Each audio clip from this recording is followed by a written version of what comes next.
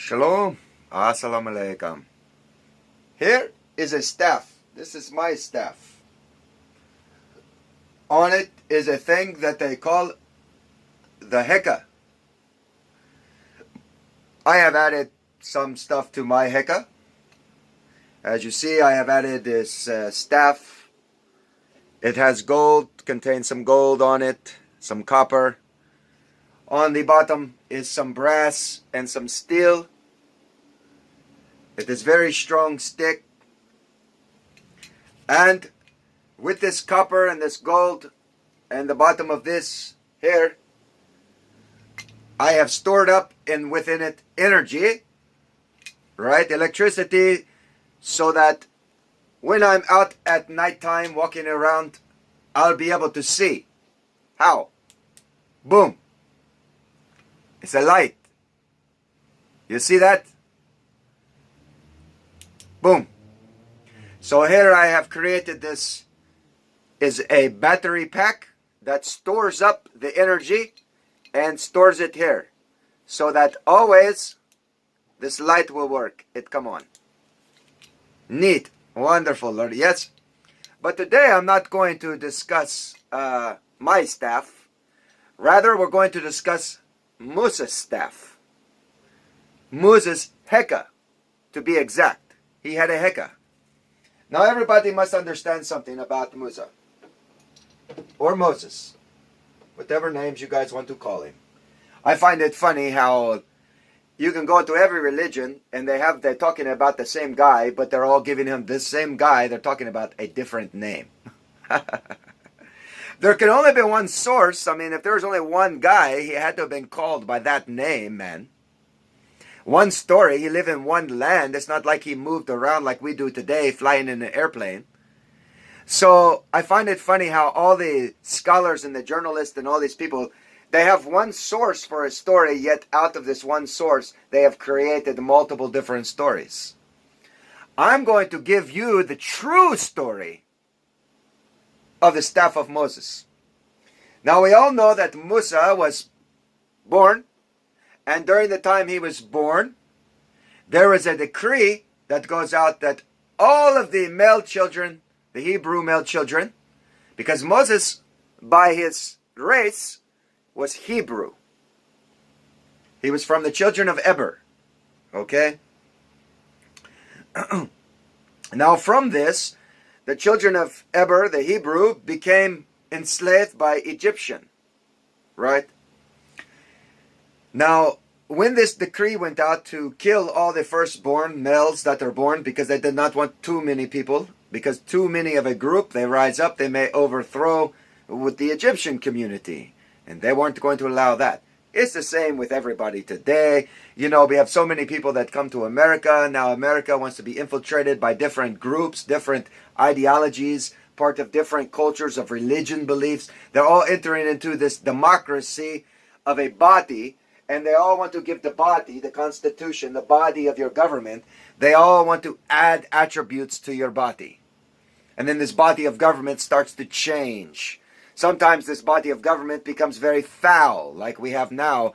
Our government wants to have a heart of homosexuality. They want to carry a gun and have a homosexual heart and be manipulated. And you see, I need no further to go on governments, right? You see how governments become corrupt with the... It's not the governments cannot become corrupt. It's the living vessels that go into the government that's become corrupt. So you can have a government that is very nice, it's well organized, it's working for the people, because the people that are in it are doing what they're supposed to do for the people. It's when the people that are corrupt get involved into the governments themselves become corrupt. Governments as is are just idle. They are nothing. They're just dead. It takes living vessels to go. Like you have a school, but without living children in the school, what is a school building? It's dead. It's nothing. Unless there's kids there to learn in it, right? So we have that laid down, that it takes a living vessel to create life to non-animate objects, including religion itself. Religion is dead without a man in it to bring it life. Understand? So religion by itself without the man is meaningless. The man without spirit is also the flesh meaningless. So it all goes back to God. All praise, all glory belongeth to the Most High. Yes, you understand why I say that so much. For it is truth. So let's get back to this Moses' staff.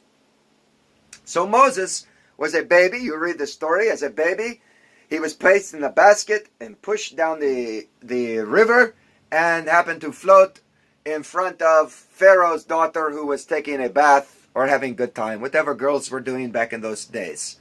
Right? She probably splashing some water around, doing this. They're playing, they're having fun. All of a sudden, oh, a baby. And they're going to grab the basket. You're the princess, so you probably had your servant. Get that basket for me.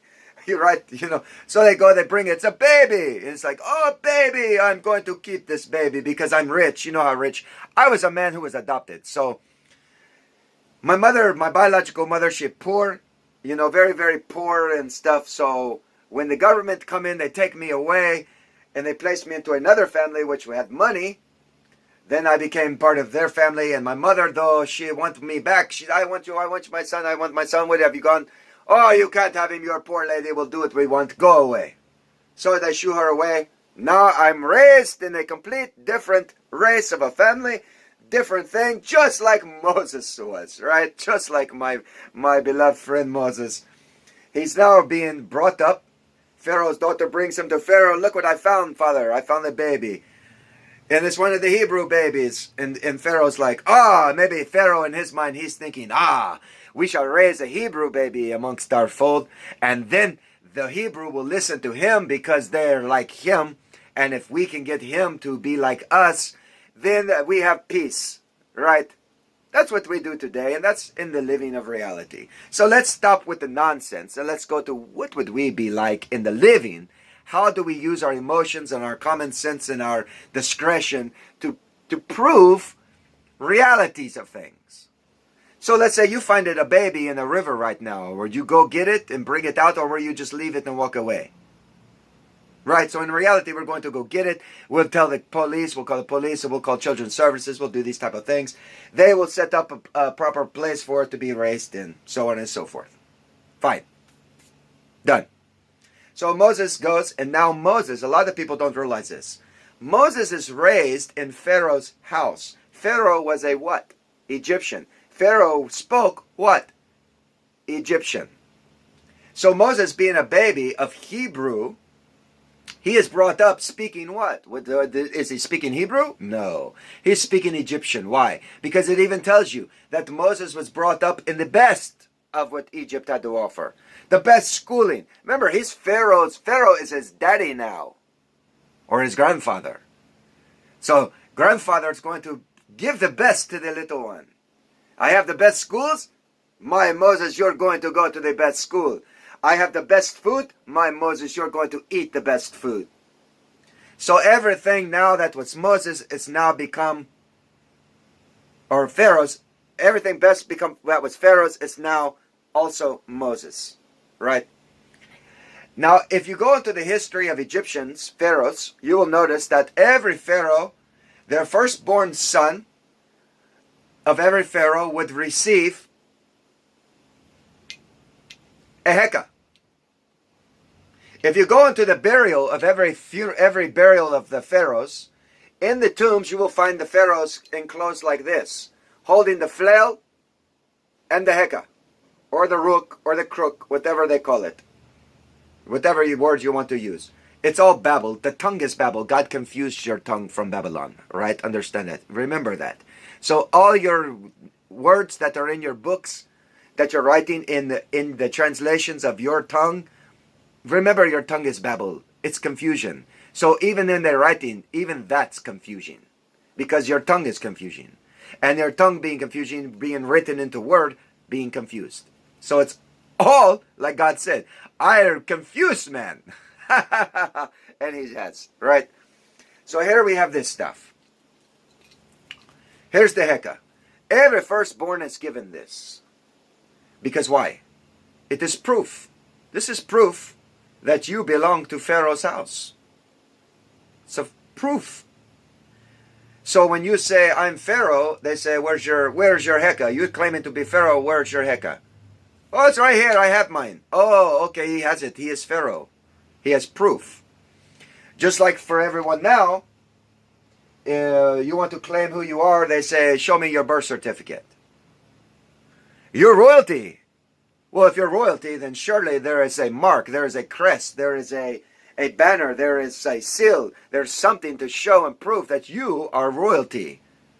A ring, do you have a ring that they gave you that proves that you are a part of a royal family? How would you have that if you're not part of the family, right? So this is what they gave their firstborn. Now, as you read in the story, Moses, as he grew, Moses went out one day and he saw his race and Egyptian race. He goes out, he sees what's going on. He sees them, an Egyptian, strike a Hebrew and hurt the man. And Moses being furious, saying like, whoa, you're not hitting my people, right? You're not going to hit one of my own kind. And on top of it, I'm the son of Pharaoh. I'll tell you you can't do it, and you'll not do it. Matter of fact, I'll do something better. I'm going to go down there. I'm going to beat that man to death. Oh, you're holding Moses to a high esteem, right? Just like I tried to say, everybody has the view of what an imam's supposed to be. So everybody looking at me, Imam Mahdi, they're viewing me. Oh, you can't be. You're a cusser. You're a smoker. You do all these different sins. Fine. Okay, I'm a man as well. But I struggle. I Israel. I jihad within my vessel to try to be like God. Even though I not ever will be able to, because I'm in the flesh. I know it's constantly battling. Even God says in the beginning, He says, I will number men 120 years. For why? My spirit will not always strive with man, for he also is flesh. 120 years, you're done. So, you have been under this curse. So Moses goes out and he beats this man to death, hides him in the sand. Next day he goes out, he sees two of his own race arguing amongst themselves. He goes down and he says, what are you men doing? Why are you arguing amongst yourselves? You are the same. Why are you fighting each other? Is it not bad enough the Egyptian whooping you and enslave you that you're going to argue amongst yourselves? And we all know this is truth because we're doing it today, right? You got people claiming to worship God. We love God. This religion loves God. That religion loves God. But then look at the religions of the world that are having war within themselves. Right? Cain and Abel started that back in the day. Cain and Abel bringing the gods. God made it, but they're bringing it to God. God did not request it. So they're bringing it to God. And they say, look what the fancy things we have done. God says, oh, I like what you have done, Abel. Cain, I not want yours. Then Cain get mad. Oh, you don't want mine. Why do you not want mine? Oh, I'm going to kill Abel. Oh, fuck you, Abel. Smash him in the head with a brick. Now Abel's on the ground dead. Then God come to, where's your brother? I don't know. Why are you asking me where my brother is? I'm not his keeper. Oh, then Cain get in trouble now. All because of what? How they were worshiping. Ah, so you better be careful of your religion, how you're trying to claim that your religion is so great. Come on, man. Come on now. Cain and Abel, come on. You see what happened to them. Where are Cain and Abel at right now, everybody? Oh, they're in a dead grave. Nothing that they did was keeping them from a death, was it? Nothing they did kept them from dying. They died anyway. Gone. And they were offering God what belonged to God to begin with. So how can you be claiming that you're great? You're giving God his own creation as a sacrifice. He's probably laughing at you. I don't want your shit. Matter of fact, he says it in the book of Amos. He even says, he declares, he says, I hate your feast. I hate your solemn assemblies. I hate your sacrifices. Remember that. God don't want your shit. It's his to begin with. Like he needs to ask you, you bring me this. Like he needs it. It's his anyway. So back to this. So here we have this. So Moses goes down, he sees them fighting. He says, fighting amongst yourselves. What do they say to Moses? They say, what are you going to do to us? The same thing you did to the Egyptian? You're going to kill us? Oh, that scared Moses. Now Moses is scared. What's he do? He packs up all his belongings, including his heka. Maybe that's the only gift back in the day. Father, give me my only gift. I'm going to take my only gift, because maybe I have to flee, and the people, they might mistreat me, but if they know that I have this, they maybe think that I am royalty and they will treat me well. So I'm going to flee out of Egypt and run. And that is exactly what Moses did. He ran, he fled to Egypt. Now, as you come across the story later on, 40 years later, Moses is now walking around. He's a shepherd now. Before he wasn't a shepherd. Now he's like a shepherd. So he has something, maybe it looked like this. Right? For all you know, maybe this is his. I just happened to come across it. And touched it up a bit. Like he did. You know, he made it, put it onto a stick, make it a stick, you know. He can reach out, he can grab his sheep and pull his sheep, you know, back. He can control them. It's like the rod to control. So, as you will see in the story, he sees a burning bush. Yes, he sees a burning bush, right? And he says to himself, I'm going to go see what this burning bush is about. What is this burning bush about, right?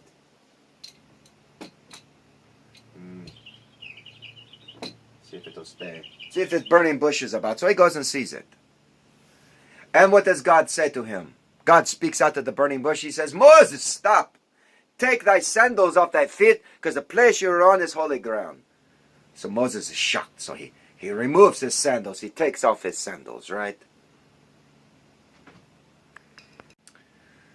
So in this, God also then asked Moses what? What was God asking? He said, what is that in your hand? What did Moses say? He said, it's my staff. He says to Moses, cast it on the ground. He threw it on the ground. It turns into a serpent, it says. But you have to understand something. Moses does not speak Hebrew. Moses speaks Egyptian.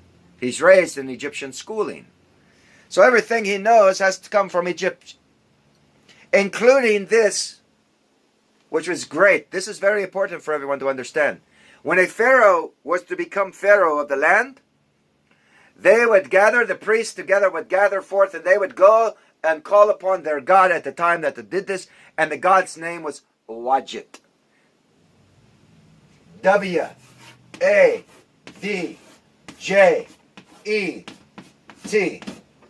And Wajit was in this image of a female serpent. Body of a serpent, head of a female, or body of a female, head of a serpent. Many different depictions of it, but you get the clear gist that Wajit herself, female, and why is Wajit feminine? Feminine is always wisdom. Wajit is also wisdom. And that's why I try to explain to you, wisdom is the companion of the Spirit of God. So you have a spirit. Well, how do we know that that spirit there is God? Well, because it's wise. Only God has wisdom, infinite wisdom. So if that spirit is not wisdom, it can't be God, because wisdom is not with it. Only wisdom is with God, because why? Because it's God's companion.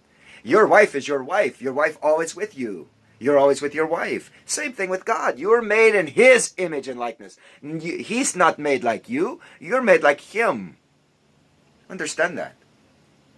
So Wajit comes down, and according to Hebrew, or according to Egyptian the studies, the serpent that is on the head, there's a thing the Egyptian pharaoh would wear, and on it would be a serpent, a cobra, the head.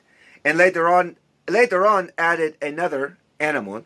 And the beginning of this is for Upper and Lower Nile, Egypt, the ruling of it. So to have both of them means that back then, if you contained both, you were the ruler of the upper and lower. If you only contained the one Wajit, and the Wajit, the reason it was put there is because the Wajit is the thing that declared, through wisdom, declared, you are God. You are Pharaoh. You are the son in the manner. Okay? So Wajit is there. And Wajit is also in the Heka. Understand? So Pharaoh had the Heka and the Wajit, declaring himself ruler over all of Egypt. Now Moses had one of these. So when Moses goes back up to Pharaoh, when God says go to him, Moses goes to him, and he said, cast your heka, cast your staff, cast it on the ground, and it will turn into a snake. What does snake mean? If something is sneaky like a snake, or if something becomes a snake to these people, now you have to remember they were magicians at the time. They were practicing occultism, right? So, when Moses appears, it's not that this staff literally turns into some kind of serpent. It means that the staff turned into Wadjet. Here Moses has proof he's Pharaoh. I have this proof. Threw it on the ground. Everybody in the court would be like, whoa, Moses is Pharaoh. He has the heka. He has Wadjet. And Wadjet declare him ruler. So whatever he says must be given to him, for he has the Wadjet. He has the heka. He has what shows that he is rightfully a Pharaoh. So what does the Pharaoh say to his magicians? Cast yours on the ground. So they cast theirs on the ground. But theirs that they cast was fake. It's not real. It is a fabrication of the real heka. Moses, it says, his staff ate the other ones. Why? Because his was the real deal. They could try to cast away fake ones all day. But it did not change the simple fact that his was the real one. Now you understand the meaning of that. So did the serpent turn into an actual snake? Well, according to God, God does not change his laws of physics. He created the earth and heaven and everything through science. And science we can determine through mathematics that there is a creator. And he follows rules and guidelines. God's not going to break his rule and his guideline and make this into some kind of snake, a real snake. Think about that, man. He would break his first commandment or his rules that of creation that said every seed must bear fruit of its kind. Trees don't make snakes. Understand that now. So then there is a meaning behind his Moses staff and why it is so Wadjet, so real, so wise, so truth. It's Wadjet. Therefore, when he cast it down, it was difficult for Pharaoh to refuse his requests. So he had to go to him how many times? He had to say, let my people go. They not listen. He said, okay, you can do this. But then he said, no, you can't. I won't do it. I'm not going to listen. I have Wadjet. Wadjet is with me, not you. I am the Pharaoh now. You see? And Pharaoh did not want that to be taken from him, because if Moses were to take away the truth of Pharaohship, then everyone would see this new Pharaoh as being, you're a lie. You're a deceiver. Oh. So Pharaoh had to stand his ground. You understand? Now, the plagues that came are another story. The plagues that themselves can be explained. God does not do work not that you can't explain. That's another thing. People say, oh, God's such a great mystery. It's a mystery. God don't want you to know it's a mystery. God does not hide himself from you. As a matter of fact, in the Garden of Eden, Adam and Eve were hiding from God. God not hiding from you. He wants to know what you're doing. Oh, what did you do? You did this. He'll explain to you why not to do it. He gives you the truth. He doesn't have to lie and create magic. He gives you the truth. Just like I'm telling you the truth of Wadjet and Moses' staff. Of the real story. The Egyptian writing of it. Not the Hebrew. Moses could not write Hebrew. It even says, Lord, I can't go to these people. God, why? I am a man of slow speech. Not that he's slow in speech of Egyptian. He's slow. He can't talk Hebrew. It's like, I don't know Hebrew, man. Even though they're my people. And here God is sending a Nabi, a Rasul, to his own people. And Moses can't even speak his own language from his own race. Because he's raised somewhere else. It's the same for me. People go to me, oh, you're Arab? I say, yes, I'm Arab. I'm Native American. I'm also Celtic. I'm a mix of three. They say, you're Arab, how come you're not really speaking Arab? They say, Mahdi will speak Arab. Okay, I speak Arab. Mahraban. Hel taraf manakun. But I can't speak, I am slow. Right? I can't read it. I don't know how to read it. If you put down a book of Arabic writing in front of me and say, read it, I'll say, I don't know what it fucking says. But if I, like in some of my videos, if I speaking Arabic, it's because I'm learning it. I want this sentence, so I want to learn how to say this sentence, so I can say it, and now I can reflect it to you as if I'm speaking in your tongue, even though I have no idea how to do it. This is how I do it. So you have understanding of that hadith now, that you will hear Mahdi in your own tongue. And I can do it in Spanish. I can do it in French. I can do it in German. I can do it in everybody's language because of our technology that we have and the time period we live in. It's available for me to do it for you now, and you can see me in the palm of your hand doing it. Look at me on YouTube, on Facebook. He's talking to me in my tongue. Oh, I hear what he say. How's he doing that? Now you know. It's not a big mystery, man. Okay? Once you know the truth about something, all of a sudden everything becomes more clear to you. So, now you understand about the staff. You know Moses' staff. You understand this meaning of this. It did not turn into an actual snake. Just like Moses did not take the staff, put it in the river, and the river turned to blood. How did the river become blood? Well, I'll give you a short thing. In the Mediterranean, there was a great big volcano during this time period. This volcano goes off. This is science now. Everybody knows this is truth. You can look it up.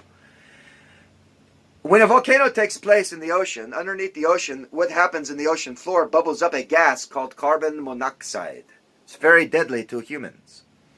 Back in the ancient days, the only people who were allowed to sleep in a bed were the firstborn sons. The firstborn sons always slept in beds. Everybody else slept on the floor. Well, do you know that carbon monoxide gas that's released from a volcano, it rises to a certain feet, between 3 to 6 feet. Or 3 to 4 feet. It rises and floats around. This carbon does. So, you being on the floor, you're not going to inhale it. But that firstborn, and all firstborns were gifted with the bed to be raised up. And they're sleeping. So they're sleeping right where all the gas is. So the next day they all wake up, all their firstborns are dead. Do you have that understanding? The river turned to blood. The fish can't get out of the water. Well, you can clearly understand that because you see the frogs. The frogs filled the Pharaoh's temple, everything, all in Egypt, filled with frogs, right? Why? Well, because the frogs can jump out of the water and leave the gas that's bubbling in there. And when the east wind blows this gas over at night while everybody's sleeping into the Egypt, and they wake up, everybody's dead. And frogs is covered. But the fish can't escape the ocean. They can't get out. They have no legs to walk. So the fish die. And as the fish die, it starts to rot. The fish die, they rot, they bleed. The blood, all the waters become bloody. And the river flows from the ocean into the Nile. Now the Nile is all bloody with dead fish. I can get into the lice story. I can get into the locust stories because of the gases. And when they looked up, they saw fire. It appeared to be like ice. But it was on fire. How can water be on fire, they're thinking? Well, when the volcanic ash gets blown up and it starts to fall, it's ashes, and ashes on fire. It looks like snow burning. So, scientifically, all of this is logical. It's not imagination. It's not the mystery of how it happened. It's the work of God. Who created the earth? God. Who makes volcanoes and earthquakes? God. Why? Because He's shaping the earth. How? Through His Spirit, through His Word, through His wisdom. So you can understand how all this plays a role. So I have a lot more on Moses and all this, but this was just to let you know the understanding of what the staff meant. And that God does not... If God condemns witchcraft, why would God all of a sudden start making Moses perform witchcraft acts if God is against witchcraft? Oh, did I just shatter fucking religions? What religion out there has this story of mine? None. They all have the story of snakes. Snakes and talking donkeys. But there is reason behind all of this. You just have to have understanding. You need someone to show you the way. And like I say, I am only the moon. I am only the moon. The moon has not its own light. I am a sinner. I am foul flesh. My flesh is Nephilim. I'm filled with 3 different races of people. And flesh is like a Nephilim. So you have to understand that. I'm not a great person. I'm a sinner like you. It's just that God, for some reason, He liked me. And He want to put word in me. And He want to guide me and show me some truths. And this was not just overnight. Like people read Hadith. Overnight He make them righteous. Well, what's a day to God? What is a year to God? So you understand that it took God from the day I was born all the way up to now for me to understand this. And now that I know it now, it seems to me like it's overnight. Because with this time, when I was a child, and those are just memories. I am alive now, that is just past. So for me, it's like, well, hey, I know it now. Maybe I didn't know it when I was 3, 4, 5, but now I know it. So like overnight, over a life period, I am righteous. That's what the meaning is. Remember, God does not work tricks. This is not Halloween for trick-or-treating time, right? God does not work like that. God is truth, wisdom. He deserves respect. He deserves praise. He deserves glory. He deserves us to worship Him because He is what He says. I am that I am. Yahweh. He is the greatest. Allah. So all the names, the blasphemous babble that we give God, the name of God, we give Him many different names in our religions. Just remember, that's blasphemy. That's blasphemy. Even Yeshua says, call Him Father. So that's what I like to do. I don't like calling Yeshua Issa and Jesus. Jesus comes from Greek translation. They didn't know what Yeshua, they didn't have a word name for Yeshua in their language, so they said Oasis, or how they os with an O. So they pronounce it like that. Then you have the Arab. The Arab does not have a name for Yeshua. Yeshua is an Aramaic name. So they don't have a name, which basically is Joshua. So they say, oh, His name now is Allah, the greatest. The God is greatest. So they create these short names to declare God. So you have to understand that even when Moses asked God, what do you want me to say? When they ask, what is your name? What did God say? God did not give him a name. He gave him a declaration. I am that I am is not a name. It's a declaration. Even Jacob, when Jacob's name was changed to Israel, Israel is not a name. It's a declaration. You who struggle with God. Just like the word jihad is you who struggle. You're struggling in yourself. You shouldn't be struggling with someone else. You don't go take the sword and kill somebody and that's your jihad. That you're a nutcase. The word Israel and the word jihad is one and the same. It means to struggle with God. So if you are a jihadist, that means you are one who struggles with God. If you're an Israelite, that means you're struggling with God. So if you're an Israelite jihadist, that means you are what? You are just one who struggles with God. You are a child of God. For all men can be Israelite and all men can be jihadist. It's not particular to one group. It's for all sheep, all folds. So, I give you that truth. I have much more we will discuss. For now, shalom, assalamu alaikum.